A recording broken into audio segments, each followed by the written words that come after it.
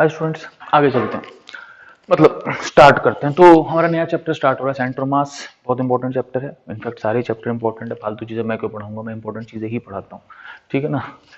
अच्छा, तो centre of मास क्या होता है, तो क्या होता है सेंटर ऑफ मास, इसको जानने से पहले हम पहले चीज देखो। इस चैप्टर में एक आध चीजें जो मैं अभी नहीं समझा सकता, आपको रटनी ही पड़ेंगी, ठीक है ना। समझाने का वक्त आएगा समझा भी दूंगा, ठीक है।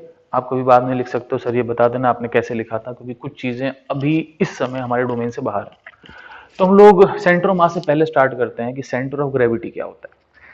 तो बेसिकली सेंटर ऑफ ग्रेविटी होता क्या है, जैसे मान लो इसको बैलेंस कर रहा हूं, तो बेसिकली ये जिस लाइन पे बैलेंस हो जाए वो सेंटर ऑफ ग्रेविटी है। जैसे कि मान लो ये मोबाइल है, इस मोबाइल को बैलेंस कर रहा हूं, तो जहां मैं बैलेंस कर रहा हूं उससे वर्टिकल लाइन पे, है ना, एक सेंटर ऑफ ग्रेविटी होता है। तो इसको कभी भी बैलेंस करोगे, जैसे मान लो ये सेंटर ऑफ ग्रेविटी है, तो आप कभी भी बैलेंस करोगे तो इस लाइन पे सेंटर ऑफ ग्रेविटी आएगा, और अगर ऐसे बैलेंस करोगे तो ये एग्जैक्टली सेंटर ऑफ ग्रेविटी पे बैलेंस हो जाएगा, ठीक है ना। तो ये कहीं सेंटर ऑफ ग्रेविटी है जहां पे बैलेंस हो रहा है। तो करते क्या है अपन, मैं बता रहा हूं आपको सेंटर ऑफ ग्रेविटी क्या होती है। तो पहली डेफिनेशन है सीओजी। सीओजी बोले तो centre of gravity. Centre of gravity क्या है, अगर बहुत क्रिस्प शब्दों में देखें तो it is the point where mg can be suppose to act. ये वो पॉइंट है जहां पर मान सकते हैं कि mg एक्ट करता है, ठीक है ना। Can be suppose to act, ऐसा नहीं कि mg वहां एक्ट करता है, mg तो हर जगह एक्ट करता है, यहां भी mg यहां भी mg हर जगह, लेकिन हम एक पॉइंट मान सकते हैं। And in a gravitational field, किसी भी ग्रेविटेशनल फील्ड में, ठीक है ना, the body can be balanced at COG. Body को आप सेंटर ऑफ ग्रेविटी पे बैलेंस कर सकते हो, और on a vertical line having COG. तो या तो आप उसको सेंटर ऑफ ग्रेविटी बैलेंस कर सकते हो, या एक लाइन पे बैलेंस कर सकते हो जिसपे सेंटर ऑफ ग्रेविटी है, ठीक है। फॉर एग्जाम्पल मैं आपको समझाता हूँ, आप इसको फटाफट लिखो और आगे चलते हैं। फटाफट लिखते रहो, हैंड टू हैंड लिखते रहो, लिखोगे तो ही समझोगे, ठीक है। लिखते रहो बेटा। चलो अब मैं आपसे क्या कह रहा हूँ, देखो देखो देखो देखो देखो देखो देखो देखो मिट गया, ठीक है। जैसे कि मान लो सपोज कि एक स्क्वायर प्लेट है, ये रेक्टेंगुलर प्लेट है, दोनों डायगोनल मिला दो, अगर यूनिफॉर्म प्लेट है एक समान, अब इधर ज्यादा भारी इधर ज्यादा कम तो कुछ नहीं कर सकते, तो ये बेसिकली सेंटर ऑफ ग्रेविटी है। अब इसको बैलेंस करोगे जब भी आप, तो जैसे आपने प्लेट को ऐसे लिया तो ये इस पॉइंट पे बैलेंस हो जाएगी, और अगर आपने इसको इस कोने पे बैलेंस किया, है ना, तो अगर आप इसको इस कोने पे बैलेंस करोगे, एक काम करते हैं स्क्वायर बनाते हैं, ज्यादा अच्छा रहेगा, बनाना आसान है। अब ये सेंटर ऑफ ग्रेविटी, तो आप इसको जब भी बैलेंस करोगे तो ये हमेशा वर्टिकल लाइन पे आएगा, या तो ऐसे बैलेंस कर लो यहाँ आ जाएगा, नहीं तो अगर आप इसको ऐसे बैलेंस करते हो तो ये जो सेंटर ऑफ ग्रेविटी है वो इस लाइन पे आना चाहिए। ऐसे अगर आप इसको ऐसे बैलेंस करते हो, है ना, तो सेंटर ऑफ ग्रेविटी इस लाइन पे होगा। आप इसको कैसे भी बैलेंस कर लो, आड़ा तिरछा कुछ भी कैसे भी कर लो, आप थोड़ा तिरछा करके बैलेंस कर लो सपोज ऐसे, है ना, मान लो यहाँ से बैलेंस कर लो, है ना, तो यहाँ से बैलेंस करोगे तो भी सेंटर ऑफ ग्रेविटी इस लाइन पे आएगा। कहीं से पकड़ के बैलेंस कर लो, सेंटर ऑफ ग्रेविटी की लाइन पे ही बैलेंस होगा। तो बॉडी जब भी बैलेंस होगी या तो सेंटर ऑफ ग्रेविटी भी होगी या उस वर्टिकल लाइन पे होगी जिस वर्टिकल लाइन पे सेंटर ऑफ ग्रेविटी है, कंफर्म, ठीक है। अब बैलेंस तो हो गई, अब बात करते हैं कि मैथमेटिकली ये क्या होता है। अब मैंने ऐसा क्यों बोला कि mg is suppose to act over there, उसका रीजन ये है कि जैसे कि मान लो ये एक मार्कर है, अब मैं मार्कर को यहाँ बैलेंस करता हूँ नीचे आ जाएगा, यहाँ बैलेंस करूंगा नीचे आ जाएगा, लेकिन एक ऐसा पॉइंट होगा जहां बैलेंस करूंगा नीचे नहीं आएगा। क्यों? क्योंकि हम मान के चलते हैं कि सेंटर ऑफ ग्रेविटी पे ही mg लगता है। अगर mg सेंटर ऑफ ग्रेविटी पे ही लग रहा है, सोचो अगर आप यहाँ बैलेंस करोगे तो mg खींच लेगा, यहाँ बैलेंस करोगे mg खींच लेगा, यहाँ बैलेंस करोगे mg खींच लेगा। लेकिन अगर आपने एग्जैक्टली यहाँ बैलेंस किया तो mg आपकी उंगली के ऊपर आ जाएगा, और जैसे ही mg आपकी उंगली के ऊपर आएगा वो नीचे नहीं जाएगा। तो हम मान लेते हैं कि mg वहां एक्ट कर रहा है। इस तरह से कोई प्लेट है सपोज, ठीक है। अब आपने इसको यहां से पकड़ लिया, अब ये सेंटर ऑफ ग्रेविटी, अगर mg इसी लाइन में है तो वो बैलेंस हो जाएगा। लेकिन आप सोचो कि यहां से इसको बैलेंस कर लो, तो mg यहां पर है, तो ये mg क्या करेगा, इसको घुमा देगा। तो बैलेंस तभी होगा जब जिस लाइन पे या जिस पॉइंट पे आप बैलेंस कर रहे हो mg उसी लाइन में आ जाए, ठीक है। तो कुल मिला के सीधे साधे शब्दों में जिस पॉइंट पे हम mg लगता हुआ मान सकते हो सेंटर ऑफ ग्रेविटी है, और बॉडी को जब भी बैलेंस करोगे तो या तो सेंटर ऑफ ग्रेविटी बैलेंस होगा, या जिस पॉइंट से बैलेंस कर रहे हो उस पॉइंट के वर्टिकल लाइन पे सेंटर ऑफ ग्रेविटी लाई करना चाहिए। सिंपल सिंपल, ठीक है। अब बात करते हैं मैथमेटिकली इसका फॉर्मूला क्या होता है। मैथमेटिकली इसका फॉर्मूला कुछ होता है, क्यों होता है कोई नहीं पूछेगा, ठीक है, बस चुपचाप रट लोगे आप। मैथमेटिकली क्या होता है बच्चों, जैसे कि मान लो ये कोई बॉडी है, अब इसे मान लो कई सारे पॉइंट मासेस है, तो मान लो ये एक मास m1 है, ऐसी एक मास m2 है, और ऐसी m3 m4 बहुत सारे। मान लो m1 का पोजीशन वेक्टर r1 है, m2 का पोजीशन वेक्टर r2 है, ठीक है। तो सेंटर ऑफ ग्रेविटी का जो पोजीशन वेक्टर होता है, चुपचाप रटना है, वो होगा m1 r1g plus m2 r2g plus m3 r3g, जितने पॉइंट है सबका जोड़ दो, डिवाइड बाय m1 r1 नहीं, divide by m1g plus m2g। तुमको g को लिख रहा हूँ, एक्चुअली यहाँ g1 g2 g3 g1 g2 g3 होना चाहिए। तुम बोलोगे सर ये आपने क्यों किया, मैं बोलूंगा देखो वैसे तो जरूरत नहीं है, लेकिन ऐसे सोचो, हो सकता है कि बॉडी बहुत बड़ी हो, 500 किलोमीटर की बॉडी हो, कई सारे पॉइंट मास है, धरती के हाइट के हिसाब से जी बदलते रहता है। अब जी बदलते रहेगा आपका, कहीं कहीं जी कुछ होगा, तो हर जगह जी अलग भी हो सकता है, हर जगह जी सेम भी हो सकता है। तो बेसिकली अगर हर जगह जी अलग हो तो फॉर्मूला हो जाएगा sigma M R G by sigma M G. देखो रटना बड़ा सिंपल है, एम से एम गया, जी से जी गया, आर बराबर आर, हैंस प्रूव्ड, सीओजी बच जाएगा। वो इसलिए बच जाएगा कि वो बताएगा कि फॉर्मूला किसका है, सीओजी का। भाई साहब ये रटने के लिए बिल्कुल फालतू लॉजिक ऐसे काट नहीं सकते, है ना। तो आपके पास क्या हो जाएगा, आर सीओजी बराबर इतना, ठीक है। अब मान लो कि अगर जी हर जगह सेम है, अगर जी इज इक्वल टू कॉन्स्टेंट, मतलब जी जी1 जी2 सब बराबर है, तो उस केस में आपके पास r COG sigma M R by sigma M होगा, ठीक है। वो हो जाएगा sigma M R by sigma m. पूछो कैसे, पूछो कैसे, बहुत सिंपल है। कैसे कुछ नहीं है भाई, देखो ऐसा है, G1 भी G लिख दिया, G2 भी G लिख दिया, G3 भी G लिख दिया, नीचे भी G1 G2 G3 G लिख दिया, ऊपर भी G कॉमन आ गया, नीचे भी G कॉमन आ गया, कट गया, ऊपर आ गया M1 R1 plus M2 R2 plus M3 R3 divide by M1 plus M2 plus M3 and so on, ठीक है बच्चों। तो यहां से आपके पास आ गया कि R COG sigma M R G by sigma M G, होता तो यही है, लेकिन आप इसको sigma M R by sigma M लिख सकते हो कब, जब आपके पास जी क्या है, कांस्टेंट है। I hope you understand. अब आते हैं सेंटर ऑफ मास पे, ठीक है। मिटा दो, पॉज कर रहा हूं, पॉज कर लो, मिटा रहा हूं। एक बार मैं चेक कर लूं कि वीडियो बन भी रही है, कि मैंने वीडियो बनाई नहीं, बन रही है, 8 मिनट हो भी गए, वेरी गुड। चलो अब हम बात करते हैं सेंटर ऑफ मास, जो ये चैप्टर है, ठीक है। सेंटर ऑफ मास क्या होता है, it is point where entire mass of the body can be supposed to be concentrated।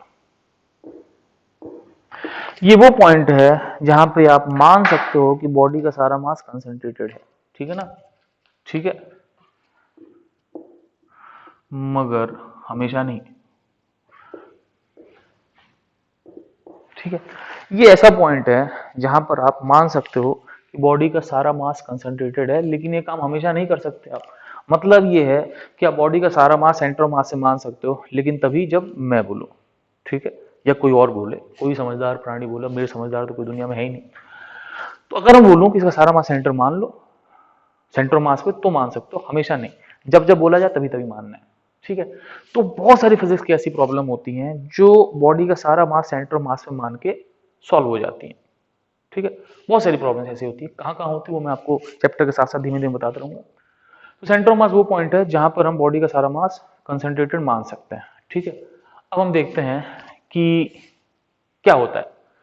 तो सेंटर ऑफ मास की जो बेसिकली डेफिनेशन है वो यही है कि अगर एक बॉडी में बहुत सारे पॉइंट मासेस है, मान लो m1 r1 पर है, m2 r2 पर है, ऐसी m3 r3 पर है, तो सेंटर ऑफ मास का जो पोजीशन वेक्टर होता है वो होता है m1 r1 plus m2 r2 so on divide by m1 plus m2 and so on, ठीक है, ये पोजीशन वेक्टर होता है। तो सेंटर मास का पोजीशन वेक्टर हो गया sigma M R by sigma M. किस्मत की बात है ये आर सी ओ जी के बराबर है, लेकिन आर सी ओ जी के बराबर कब है, जब जी कांस्टेंट है, और जी कांस्टेंट बाय डिफॉल्ट होता ही है। पूछो क्यों? अरे भाई आपको कभी भी ऐसा कोई क्वेश्चन नहीं मिलेगा कि एक खंबा है जिसकी लंबाई 10,000 किलोमीटर है, तो नीचे वाले पॉइंट के लिए जी कुछ और, ऊपर वाले पॉइंट के लिए जी कुछ और। हमेशा आपको फाइनाइट सी बॉडी मिलेंगी। फाइनाइट मतलब अगर बॉडी 2 4 5 किलोमीटर की तो भी जी नहीं बदलता, जी बदलता बहुत ही ह्यूमंगस बड़ी बॉडी हो तो, ठीक है ना।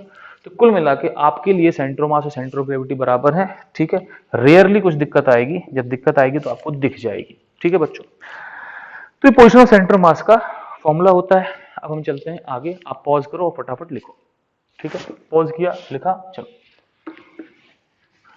हमने तुझ पे हजारों सितम है किए, हमने तुझ पे जहां है। अच्छा, अब सेंटर मास का फॉर्मूला क्या हो गया, आर सेंटर मास क्या होता है, sigma M R by sigma M.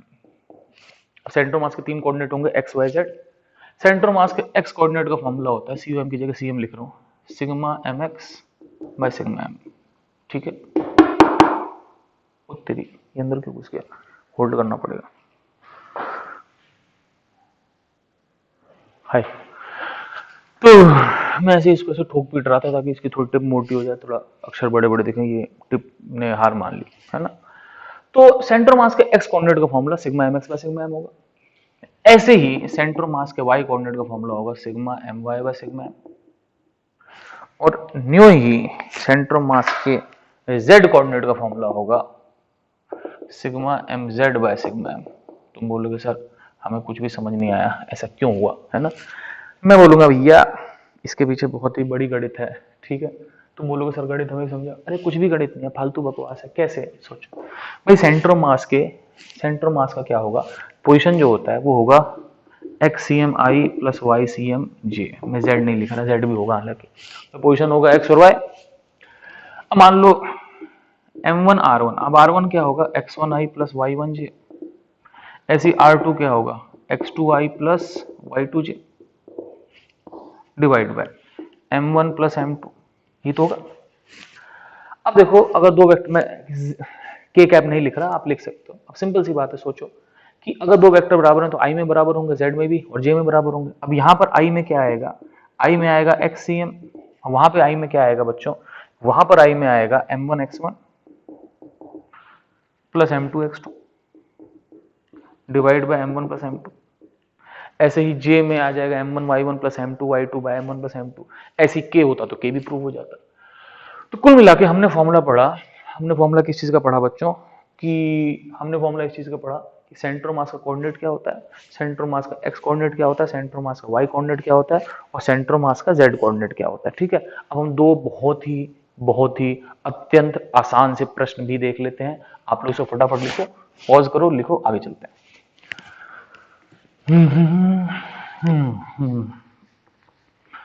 तेरी तस्वीर को रखूं कैसे संभाल के, तेरी तस्वीर को रखूं कैसे संभाल के, दिल में छप गया है तू, क्या रख दूं दिल निकाल के। ठीक है, समझोगे नहीं तुम लोग, इस शेर को आज तक मैं भी नहीं समझ पाया कि मैंने क्या लिख दिया, लेकिन सुन के अच्छा लगता है। नहीं, फिर सुनो, तेरी तस्वीर को रखूं कैसे संभाल के, दिल पे छप गई है तू, क्या रख दूं दिल निकाल के। समझ में आया? मुझे भी नहीं आया, टेंशन मत लो। मान लो आपके पास 4 मासेस हैं, M, 2M, 3M, 4M, और ये स्क्वायर है ए साइड, और मेरे से पूछ रखा है कि सेंटर ऑफ मास का एक्स और वाई कोऑर्डिनेट क्या होगा। ठीक है, अब ये कोऑर्डिनेट है 0 0, ये कोऑर्डिनेट है A0, ये कोऑर्डिनेट है AA, और ये कोऑर्डिनेट है 0। ठीक है, 0 0, x में A, y में 0, x y दोनों में A, y में A, x में 0। अब करना क्या है कि मुझे सेंटर मास का एक्स और वाई कोऑर्डिनेट निकालना है। बिल्कुल सिंपल है, सेंटर मास का एक्स कोऑर्डिनेट क्या होगा, sigma M X by sigma M, ये तो होता है। चलो भाई, पहला जो मास है उसका एक्स कोऑर्डिनेट 0 है, दूसरे मास का एक्स कोऑर्डिनेट A है, तीसरे मास का भी एक्स कोऑर्डिनेट ए है और चौथे मास का एक्स कोऑर्डिनेट 0 है। ठीक है, नीचे total mass m 2m 3m 4m, m 2m 3m 4m करोगे आप तो आपके पास कितना आ जाएगा 10m, और ऊपर हो गया 2m 3m 5m, 5m by 10m कितना आ गया 0.5 है। ठीक है, कुछ कुछ लॉजिक से भी दिखता है। देखो हमको सेंटर मास का एक्स कोऑर्डिनेट चाहिए। ठीक है, तो इधर कितना मास है 5m, उधर भी कितना मास है 3 तो 5m, तो बीचों बीच होना चाहिए कहीं, इधर भी 5 उधर भी 5। ठीक है, अब बात करते हैं वाई कोऑर्डिनेट। अब देखो वाई कोऑर्डिनेट में देखोगे तो ऊपर कितना है 7m, नीचे कितना है 3m, तो थोड़ा ऊपर होगा। नहीं देखो, जिधर मास ज्यादा होगा उधर ही सेंटर ऑफ मास जाएगा। जैसे कि मान लो सोचो ये बैलेंस हो रहा है, अब आपने यहाँ पे च्युइंगम चिपका दी तो इधर बैलेंस होगा, जिधर ज्यादा मास उधर सेंटर ऑफ मास, जिसकी लाठी उसकी भैंस। अब सेंटर मास का वाई कोऑर्डिनेट निकालना है। सेंटर मास का वाई कोऑर्डिनेट क्या होगा sigma M Y by sigma M. ठीक है बच्चों, sigma M Y by sigma M हो गया। अब इसमें करना क्या है बच्चों, पहला मास का वाई कोऑर्डिनेट 0, दूसरा मास का वाई कोऑर्डिनेट 0, तीसरे चौथे मास दोनों का वाई कोऑर्डिनेट ए है तो plus 3m A plus 4m divide by total mass, सीधे सीधे लिख दो 10m। अब ये कितना हो गया, ऊपर आ गया 7m, नीचे 10m, तो ये आ गया 0.7 तो सेंटर मास का एक्स कोऑर्डिनेट हो गया 0.5 है, वाई कोऑर्डिनेट हो गया 0.7 है। मतलब ये कहाँ कहाँ होगा, ये होगा कुछ इधर 0.5 है, इधर 0.7 है, तो ये सेंटर मास हो गया, एक्स में 0.5 वाई में 0.7। ठीक है, कोई दिक्कत नहीं। अब मैं चाहता हूं कि बिल्कुल ऐसा सही एक थोड़ा सा डिफरेंट क्वेश्चन आप लोग ट्राई करो। ठीक है, इसको फटाफट छापो, आगे चलते हैं। मिटा दो, मिटा दो।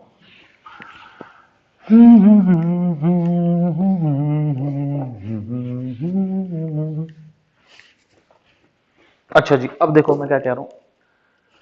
मान लो क्वेश्चन ऐसा है कि अभी स्क्वायर दिया था, अब देता हूं इक्विलेटरल ट्रायंगल। कौन सा triangle, equilateral triangle, m 2m 3m। ठीक है, तो ये मान लो एक इक्विलेटरल ट्रायंगल है ऑफ साइड ए, मान लो इसकी साइड ए है, और फिर मुझे वही करना है, मुझे सेंटर ऑफ मास के एक्स और वाई कोऑर्डिनेट बताना है। ठीक है, कैसे करते हैं, कोऑर्डिनेट लिखते हैं। इसका कोऑर्डिनेट 0 0, ये ए है तो इसका कोऑर्डिनेट एक्स में है, वाई में 0। दिक्कत इसके कोऑर्डिनेट लिखने की है, ये 60 डिग्री है, ये ए है, ऐसे ऐसे जोड़ लो। ये चीज होगी ए cos 60, ये चीज होगी ए sin 60।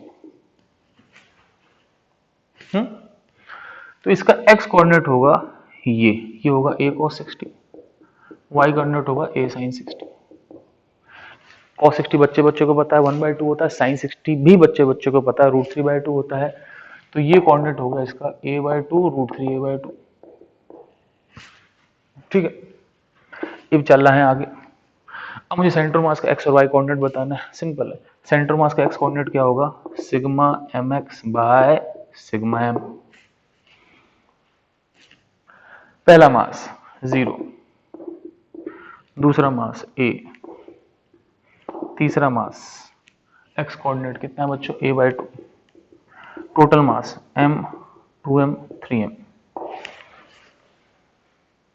ठीक है, 2ma प्लस 3ma/2। ठीक है, तो ये हो गया मेरे ख्याल से 2 2 जा 4, 4 प्लस 3 7ma/2 आई थिंक। सही है, देखना सही लिखा मैंने, देखो भाई 2ma, ठीक, प्लस 3ma/2, तो 2 प्लस 1.5 3.5 7। ठीक है भाई, नीचे हो गया 6m। ठीक है, अब नीचे 6m हो गया आपके पास, तो ये हो गया आपके पास 7a/12 आई थिंक। तो ये आपके पास हो गया 7a/12। तो ये आपके पास हो गया एक्स कोऑर्डिनेट। अब हम बात करते हैं वाई कोऑर्डिनेट की। वाई सी एम क्या होगा, sigma M Y by sigma M. ठीक है, अब sigma M Y by sigma M, ये भी 0, इसका भी वाई 0, केवल उसी का वाई बचेगा। तो 0 प्लस 3m इंटू वाई कितना है √3a/2। ठीक है, divide by total mass 6m ही है, सबको पता है। तो ये मेरे पास कितना हो गया बच्चों, 3m 6m 2 कट गया, ये हो गया √3a/4। तो कुल मिला के सेंटर मास का x कोऑर्डिनेट हो गया 7a/12 और y कोऑर्डिनेट हो गया √3a/4। ठीक है, सिंपल क्वेश्चन है, right it down. I and this lecture, अब मिलते हैं नेक्स्ट लेक्चर में। ओके बच्चों, चिल मारो, टेक केयर। हेलो स्टूडेंट्स, तो हमने सेंटर मास के फॉर्मूले पढ़े थे, ठीक है, और हम चलते हैं आगे। एक छोटा सा टॉपिक करते हैं, बहुत छोटा सा, ठीक है। तो हम इस टॉपिक में बात करते हैं कि centre of mass of two particle system. किसे पूछूं ऐसा क्यों? दो पार्टिकल है, मतलब दो बेसिकली पॉइंट मास है, टू पॉइंट मास सिस्टम, दो पॉइंट मास है, उनका सेंटर मास कहाँ होगा, हमको ये कैलकुलेशन करनी है। बेजुबां सा वक्त भी यहाँ है। एक मान लो m1 पॉइंट मास है, एक m2 पॉइंट मास है। मान लो बीच की दूरी कुछ d मान ले, d मान लो भाई साहब। इसका कोऑर्डिनेट 0 0 0, इसका कोऑर्डिनेट d 0 0, x में d, y में 0, z में 0। जो भेजी थी दुआ वो जाके आसमां से यूं टकरा गई कि आ गई है लौट के सदा। एक्चुअली क्या होता है, सुबह सुबह अगर आप मान लो कार से आ रहे हो, आपने भी गाना सुना, तो दिन भर के आपके दिमाग में वही चलते रहता है। अब मैंने सुबह सुबह गाना सुन लिया, कौन सा गाना सुना, ये वाला शंघाई मूवी का, जो भेजी थी दुआ, तो सुबह सुबह से यही चल रहा है। It's fine, no problem. अब ये m1 m2 दो मासेस हैं, मुझे बताना है कि सेंटर मास कहाँ होगा। चलो भाई, तो इसका y 0 है और z मतलब हाइट भी 0 है, सब कुछ 0 है, तो सेंटर मास का y कोऑर्डिनेट और z कोऑर्डिनेट 0 होगा, क्योंकि ये दोनों होंगे sigma m y by sigma m या sigma m z by sigma m, जो कह लो आप, दोनों तरीके से ये 0 ही होना है, इसमें कोई शक नहीं है, क्योंकि दोनों का y भी 0 है और दोनों का z भी, और दोनों का z भी क्या है बच्चों, 0 ही है। तो दोनों का y z 0 है, तो ये 0 हो गया। अब आगे चलते हैं, अब x कोऑर्डिनेट फाइंड करना है। तो x कोऑर्डिनेट जो होगा वो होगा sigma mx by sigma m। तो पहले मास का 0 है, दूसरे मास का क्या है, दूसरे मास का d है बाय m1 प्लस m2, तो ये हो गया m2d by m1 plus m2। ये सेंटर मास का x कोऑर्डिनेट हो गया। मान लो ये कहीं सेंटर मास है। अब सेंटर मास का x कोऑर्डिनेट मतलब यहाँ से दूरी, अब ओरिजिन हम m1 माना, तो मान लो इसकी दूरी r1 है, तो कायदे से इसका x कोऑर्डिनेट r1 होना चाहिए। और मान लो ये दूरी r2 है, तो r1 हो गया m2d by m1 plus m2, और r2 कैसे निकालोगे, r2 यहाँ से सेंटर मास की दूरी हो जाएगा d माइनस r1, तो d में से r1 घटा दो, तो d माइनस r1 हो जाएगा d minus m2d by m1 plus m2। LCM ले लोगे तो m1d प्लस m2d होगा, m2d कट जाएगा, ये आ जाएगा आपके पास m1d bye m1 plus m2। ठीक है बच्चों, तो बेसिकली क्या हो गया, सेंटर मास की m1 से दूरी होगी r1 जो m2d by m1 plus m2 होगा, और सेंटर मास की जो m2 से दूरी होगी वो होगी r2, वो होगा m1d bye m1 plus m2। ठीक है, ठीक है भाई, मिटा दो इसको। चलो, जो भेजी थी दुआ वो जाके आसमां से यूं टकरा गई कि आ गई। चलो भाई, ये सेंटर मास है, ये दूरी r1 है, ये दूरी r2 है, तो ये जो दूरी है, जो r1 जो m1 से दूरी है वो हो जाएगी m2d बाय टोटल मास, जो इससे दूरी होगी वो होगी m1d बाय टोटल मास। अब यहां से हम कुछ निष्कर्ष निकालते हैं। क्या निष्कर्ष निकालते हैं, ठीक है, निष्कर्ष, ठीक है। तो निष्कर्ष क्या है, पहला निष्कर्ष ये है कि COM is along the line, है ना, is on the line joining the masses since y बराबर z बराबर 0। तुम बोलोगे सर कुछ भी समझ नहीं है मेरे को, देखो बहुत सिंपल भाई, ये एक्स एक्सिस था, सेंटर मास का y और z नहीं आया, y होता तो ऊपर नीचे होता, z होता तो बाहर हो जाता स्क्रीन के, सेंटर मास का वाई जेड नहीं, इसका मतलब सेंटर मास एक्स एक्सिस पे इनको जोड़ने वाली लाइन भी एक्स एक्सिस है। इसका मतलब पहली चीज ये है कि कोई भी दो मास दे रखे हैं, जैसे मान लो एक यहाँ एक यहाँ, तो लाइन खींच दो, लाइन पे ही कहीं पड़ेगा, सिंपल। दूसरा पॉइंट, अब ये देखो R1 इतना है, R2 इतना है, इन दोनों में d bye M1 plus M2 आ रहा है। d bye M1 plus M2 जो होगा ये R1 है, तो वो हो जाएगा R1 बाय M2। ये R2 है, d bye M1 plus M2, ये R2 है, तो R2 बाय M1 हो जाएगा। अब यहां से क्या हो गया मेरे पास, M1 R1 जो हो गया वो M2 R2 के बराबर हो गया, ठीक है। M1 R1 M2 R2 के बराबर हो गया, तो अगर दोनों का प्रोडक्ट सेम है तो इसका मतलब सिंपल सी बात है कि अगर M1 M2 से बड़ा होगा तो R1 R2 से छोटा होगा, और ये भी सही है कि अगर M2 M1 से बड़ा होगा, देखो M बड़ा तो R छोटा, क्योंकि MR तो कांस्टेंट है, और M छोटा तो R बड़ा, तो अगर M2 बड़ा है तो R2 बड़ा हो जाएगा, R2 छोटा हो जाएगा। मतलब सिंपल सी बात है, जिसका मास बड़ा है उसका डिस्टेंस कम होगा। तो इसका मतलब क्या हुआ कि बड़े मास से कम डिस्टेंस है, छोटे मास से ज्यादा डिस्टेंस है। इसका मतलब बहुत सिंपल सी बात, COM is closer to heavy mass. जो हैवियर मास है उसके पास है, जो भी हैवियर मास है, बड़ा जो मास है उसके पास है, मतलब जिसकी लाठी उसकी भैंस।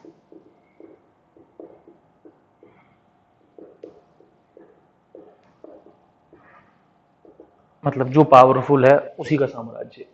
तो ये दो मासेस हैं, ठीक है। तो अगर ये भारी है तो इसके पास आ गया, वो भारी उसके पास हो गया, और सिंपल सी बात, दोनों बराबर हैं तो M1 M2 बराबर है तो R1 R2 सेम हो जाएंगे। बहुत छोटी सी बात करी मैंने, ठीक है बच्चों। अब आगे चलते हैं, अगला पॉइंट बेटा दो बच्चे इसको। अगली बहुत कॉमन सेंस की चीज है कि, बहुत कॉमन सेंस की चीज है, if we attach a massless object COM doesn't change। अगर आपने किसी सिस्टम में एक मासलेस चीज लगा दी तो सेंटर मास नहीं बदलता। पूछो क्यों? क्योंकि भाई सेंटर मास का कोऑर्डिनेट क्या होता है, sigma M R by sigma M. अब आप सोचो, ये हो गया M1 R1 plus M2 R2 plus M3 R3 plus M4 R4, नीचे भी M1 M2 M3 M4। मान लो M3 M4 जीरो मास के हैं, मतलब कहने को मास है, जीरो मास का मतलब कुछ नहीं होता। जीरो मास का मतलब ये होता है कि M1 M2 1 किलो 2 किलो है, M3 M4 0.1 ग्राम 0.2 ग्राम है, तो उनको छोड़ दो। तो अब ये सोचो कि अगर M3 M4 जीरो मास के हैं तो ऊपर भी M3 M4 कट जाएंगे, नीचे भी M3 M4 कट जाएंगे, तो बात तो दो मास की रही ना। तो जो मास है वही काउंट होंगे, जो मास नहीं है वो काउंट नहीं होंगे। तो मैं क्या कर रहा हूँ कि if we attach a massless object, है ना, centre mass does not change, ठीक है। तो सेंटर मास चेंज नहीं होता, ठीक है भाई, सही है। अब इसको समझना, देखो इसको मैं ऐसे समझाता हूँ, देखो इससे काफी चीजें आसान हो जाती हैं। जैसे कि मान लो, सोचना आराम से, मान लो कि ये दो मास है, ये भी मान लो 4 किलो है, ये भी मान लो 4 किलो, दोनों मान लो पॉइंट मास है। तुम बोलोगे 4 किलो के पॉइंट मास, अरे भाई मान लो है। अब सोचो इसमें एक मासलेस रॉड लगा दो। अब ये जो मासलेस रॉड है वोंट चेंज सेंटर मास। ये जो मासलेस रॉड है ये सेंटर मास को चेंज नहीं करेगी, क्यों? क्योंकि सब खुद का मास जीरो है, ठीक है ना। अब कुछ सोचो, अब ये जहां बैलेंस होगा वो सेंटर ऑफ ग्रेविटी है, और सेंटर ऑफ ग्रेविटी ही सेंटर ऑफ मास है, मेरा वचन ही शासन है। तो COG is equal to COM is equal to balance point. अब मुझे बताओ ये एग्जैक्टली कहां बैलेंस होगा, एग्जैक्टली बीचों बीच बैलेंस होगा। ये बैलेंस पॉइंट हो गया, यही सेंटर ऑफ मास है, यही सेंटर ऑफ ग्रेविटी, ठीक है ना, समझ मेरी बात। अब सोचो यही केस है, ये 4 किलो और ये 2 किलो है। अब मुझे बताओ कि इसको बैलेंस करो, कहां बैलेंस होगा, बीच में कि लेफ्ट में? बिल्कुल सही, लेफ्ट में ही बैलेंस होगा। और ऐसे ही सोचो कि अगर ये 4 किलो हो गया, ये 10 किलो हो गया, अब कहां बैलेंस होगा, राइट में बैलेंस होगा। तो वही तो मैं आपसे कह रहा हूं कि बेसिकली ये जो क्रॉस है, मान लो सेंटर ऑफ मास दिखा रहा है, तो सेंटर ऑफ मास भारी वाले मास की तरफ होता है। ये भारी इधर हो गया, वो भारी इधर हो गया, तो centre of mass is closer to heavier mass. जो भारी मास है उसके पास आ जाता है, जो भारी उसकी तरफ। ये मैंने आसानी से समझा दी, ठीक है। अब चलते हैं आगे। तो आगे तो क्या चलते हैं, बस है ना, इस चीज को यहीं खत्म करते हैं और नेक्स्ट लेक्चर की तरफ बढ़ते हैं। पता ही नेक्स्ट लेक्चर की तरफ व्हाटएवर, कई बार मैं लेक्चर बोल के आगे लेक्चर और पढ़ा देता हूँ, डिपेंड्स। ठीक है बच्चों, ओके बच्चों, इतना आप लिखो, बाद में मिलते हैं फिर।